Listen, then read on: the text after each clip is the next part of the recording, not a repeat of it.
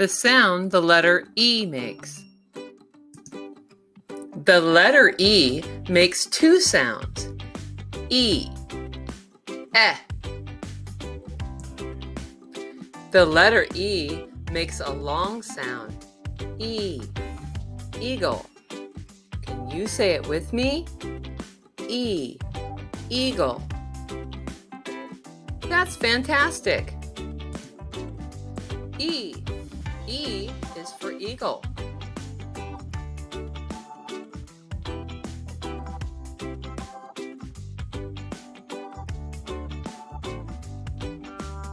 The letter E makes a short sound, eh, eh, eh.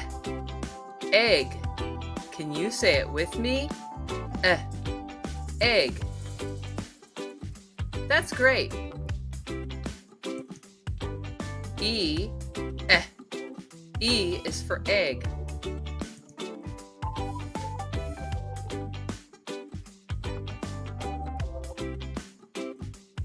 Thank you for watching Glammy and Friends.